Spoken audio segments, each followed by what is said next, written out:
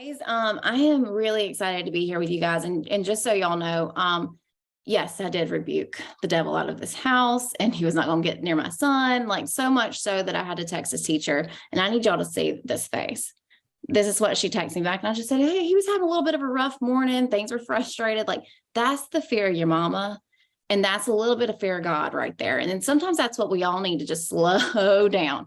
And some of y'all have that same face right now. This whose hands are like shaking, not shaking like nervous, but a little bit of anxious adrenaline. You could run through a wall right now.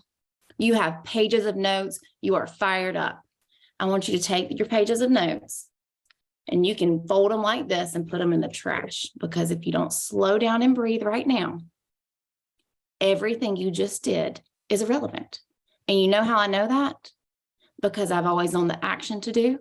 I've had the Holy Spirit within me tell me what he put me on this earth for.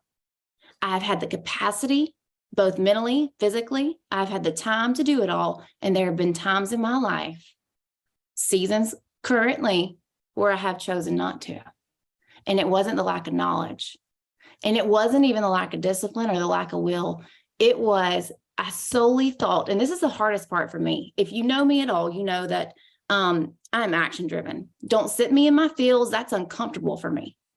Just give me the action steps and let me get the heck out of this feeling, because it does not feel good.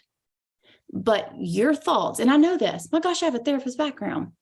Your thought, it's rational emotive behavioral therapy. Do not let that intimidate you. It is this. Your thoughts control your feelings control your actions. Your actions will always, 100% of the time. Your thoughts control all of that, and that controls your result.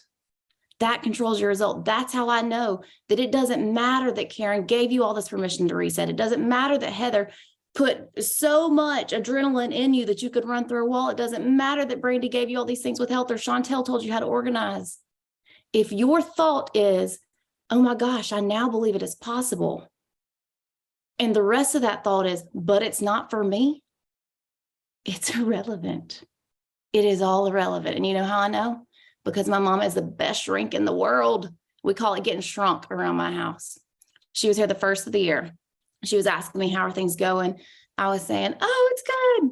It's good, which is code for, I don't want to talk about it because it makes me feel. That's code for that. Now, a good mama and a really good therapist will say, you want to explain that to me? Obviously, I don't. If I wanted to, I would have. Let's move on.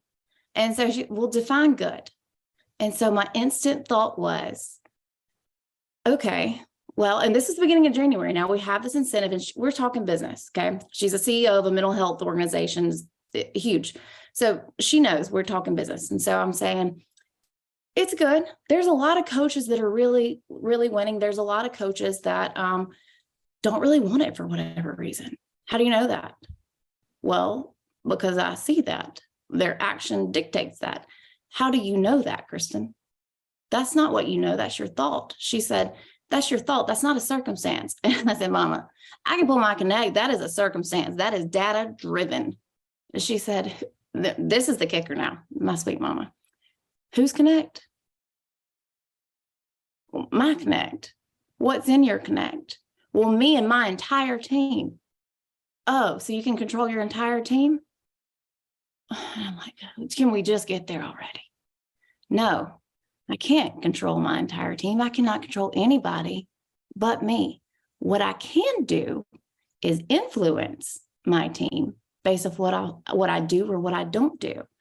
So all of that to say, my mom took me down this rabbit trail of radical responsibility, okay? Your thoughts will always control everything. So here's what I want you to do. If you're sitting here thinking, oh, dear goodness, this is me too, listen to this part, okay? I'm going to go ahead and apologize, but this right here has been too good to not get this final step. So you can log off or you can thank me. It's okay. Here's where we're at. All right, so you cannot shame yourself. You have permission to reset. Yesterday is gone at 12:36. Heather said, breathe and let it all go. Let's move forward. There is no shame. Shame will always 100% cause you to hide. It will always cause you to self-doubt. It will always cause you to feel wrong. It will always cause you to not ask for help and hold your breath. It will always cause you to play the victim role. Every single time. Okay. All right. So here's what you need to do. Breathe, because that takes this fight or flight and overwhelm mode into your frontal cortex, where you can literally, that's your higher reasoning, your problem solving skills, and you can figure out, how in the world do I get out of this? Give yourself grace, give yourself compassion. It is what it is. It was what it was, but here we are and we're moving forward. So when you do that and give yourself compassion, taking radical responsibility does not shame you.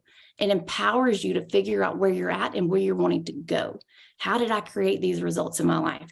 How did I end up in my current reality? What am I doing or what am I not doing that created this result? And where am I going from this point forward? That's what radical responsibility allows you to do. It allows you to quit playing small, because we have for a long time, we've allowed other people to take up space in our head rent free. We have allowed other people to control what we do or what we don't do. So I'm going to take you through a quick coaching model. Okay. This is how you're going to self-coach yourself the entire year if you want to change your life. This does not only change your life in your business, but your health, your marriage, your family, anybody you interact with. Okay. A lot of times we think our circumstances, I am stuck in my business. That is not a circumstance. That is a thought. Or I cannot grow fast enough in my business, or I cannot be Karen Schatzline, Heather Wallace, Chantel, Brandy. I can't do that. No, that is a thought. Your circumstance could possibly be, I've been at my current rank for the last 2 years. I am not working my business. That is a circumstance. Your thought is, I am stuck. When you feel, or when you think stuck, what is the feeling that comes next? Because that one feeling drives everything else. It's always going to be one thought, one feeling. It could be hopeless. It could be frustrated. It could be maybe resentful. It could be even entitled. It could be those feelings. And that is always going despair. So good. Been there. It's always going to create action, inaction, or reaction. So this next line, you're going to load with as many things as possible, as many things, wherever it is. It could be things like, when I'm feeling those things, I avoid my business. I don't post. I pity myself. I disengage. I complain. I create a commiseration party with myself and within my team. And I take them to my mentors and to my downline. I stop working. I contemplate quitting. I compare myself to others, and I continue to play the victim role. I continue to play small. I continue to get the results that I'm getting. And what is your result next? I stay stuck, or my business continues to not grow. So you're asking, how do I change that? You're not Barbie. I'm not asking you to believe something that isn't true. And a lot of times we think in order to move, it has to feel good. It doesn't, and it won't. And today may feel good, but tomorrow won't. And motivation will not get you there. This will.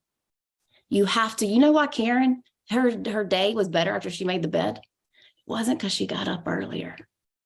It was because she decided she was going to create structure. Decided or committed will get you the same outcome as confident. You don't have to be Heather Wallace kind of confident. You don't have to be in the screen. You don't have to be preaching to get the positive result. You just have to be committed to showing up.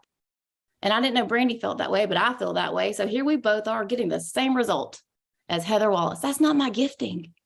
It's not. So you don't have to think, because if you've trained your brain to believe, I said the other night on training that, and it was wrong. I mean, it was right. I just said it wrong. I said, your brain thinks 60 to 80 thoughts a day, and 80% of them are negative. No, girl. 60 to 80,000 thoughts a day, and 80% of those are negative. You know why?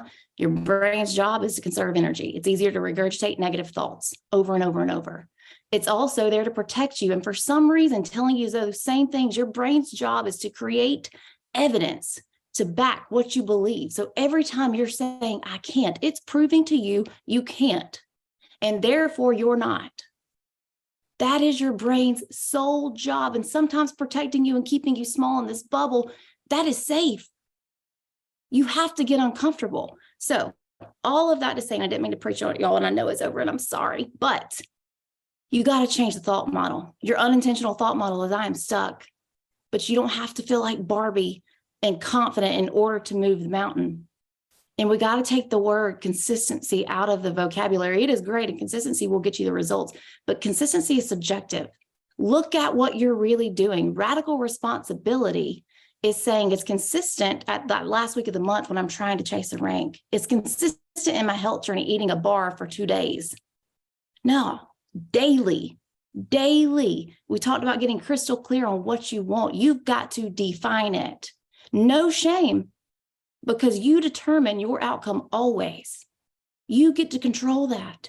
And you're not trying to get from the ground floor to the 5th floor overnight. You got to create steps. And those steps can be just deciding to do this. And then you grow commitment. And then you get a little determination. And then by golly, you get a little flip and fight in your life. And then you get confident. And that will always generate the result. And it always starts with you. And if you're feeling stuck, and if you're feeling like you can't move, or you're feeling like you can't do this, or it's possible for everybody else, but not you, I'm here to tell you it is. And what you think about it will determine how this year is. And I don't know if you're like me, and maybe you've got a couple regrets from last year or the year before, and maybe you're thinking, oh gosh, all these things. You need to breathe. You need to breathe. And most importantly, you need to think, and you need to decide, and then you need to move. So I will close with this. This year can be the year that you are disappointed because you have to tell others no, or you have to be disappointed of what they might think of you, or you can live with the disappointment of not showing up for yourself. But you can't do both. So in closing, I hope you will go through this and know that not every day is going to feel good. You do not have to feel good to move. Most of the time, you're actually going to feel uncomfortable. It just takes awareness. It doesn't take a confident feeling to move. It just takes awareness. So thank you for letting me share. Sorry, or you're welcome for the extra 15 minutes.